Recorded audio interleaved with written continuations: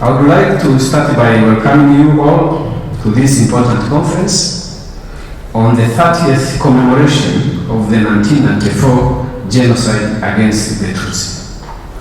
I would also like to extend my sincere gratitude to our distinguished panelists who are here with us today for generously accepting my invitation to speak during this important event. Today, we gather to discuss one of the most disturbing chapters in human history, the genocide against the Tutsi. The genocide against the Tutsi, which took place in Rwanda in 1994, remains a painful and haunting reminder of the depth to which humanity can sink.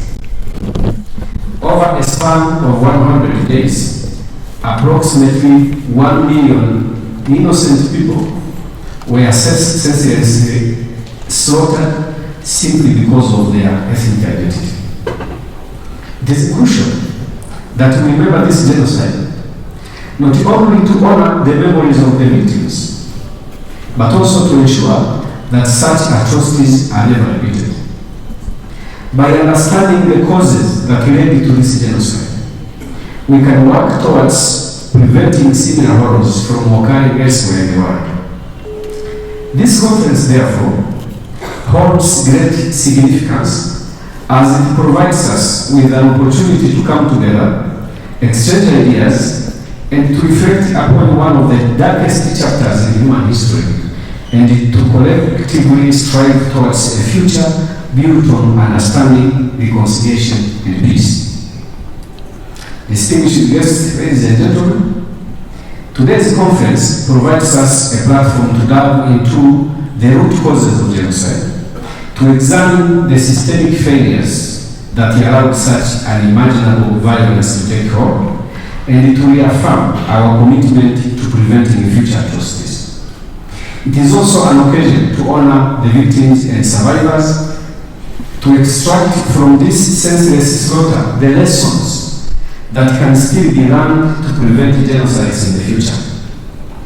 It is our moral obligation to ensure that the voices of the innocent lives that perished during the genocide are heard, their stories are told, and their legacy is preserved for future generations. We must honor their memories by working tirelessly to prevent such atrocities from ever happening again in Rwanda or elsewhere in the world. Education, remembrance, and justice are crucial elements in preventing genocide and promoting reconciliation.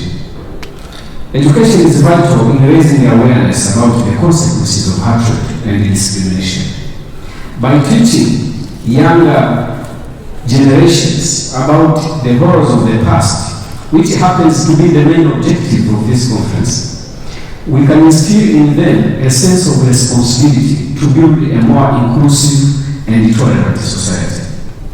This conference, therefore, serves to educate us all on the atrocities committed during the 1994 genocide against the Tutsi, while providing space for dialogue, reflection, and understanding. In this respect, I would like to encourage members of the academia here present, particularly faculties of social sciences and history, to provide students with in-depth courses on the genocide against the Tutsi and to give them appropriate support to understand this phenomenon. It is equally important that other internationally recognized genocides are taught globally, so that the younger generations have sufficient knowledge to understand what happened in the past, with the goal of preventing other atrocities from occurring. Distinguished guests, ladies and gentlemen, while we commemorate the victims, we must also acknowledge the failure of the international community in adequately responding to the genocide against the Tutsi. We must learn from this failure and commit ourselves to preventing similar atrocities in the future. As we shall soon be hearing from the panelists, justice is the cornerstone in preventing genocide and ensuring accountability for the perpetrators. It is therefore imperative for the international community to support efforts to prosecute and to bring to justice those who orchestrated and carried out the genocide against the Tutsi. History has taught us that genocides are not born overnight. They stem from a deep-seated prejudices, discrimination, and a systematic dehumanization of a particular group. In Rwanda, this process was fueled by years of injustice, segregation, and hate ideology, which created fertile ground for the seeds of hatred to take root.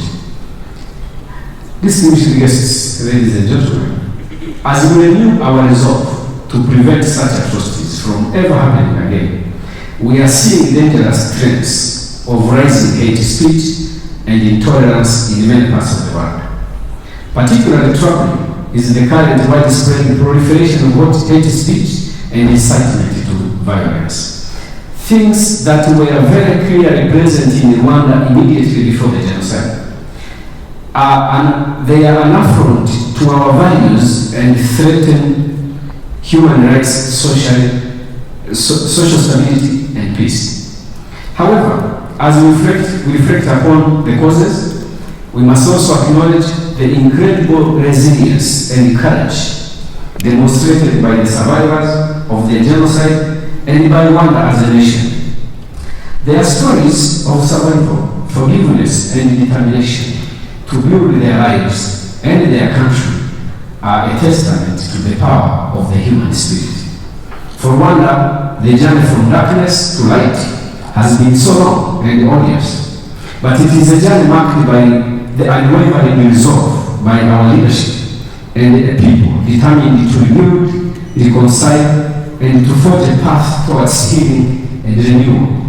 Rwanda has achieved the unthinkable feat of getting back to its feet after having lived through a terrible disaster and almost being wiped out. In this respect, this conference is not only a learning experience, but also a manifestation of extraordinary milestone of survival and resilience of a nation. As I conclude, let us remember that our responsibility does not end with this conference. It is our duty to carry the lessons learned here into our daily lives and work towards a world free from hatred, discrimination, and violence. We must stand together, united, to promote peace, justice, and reconciliation. I thank you for your attention and welcome to the conference.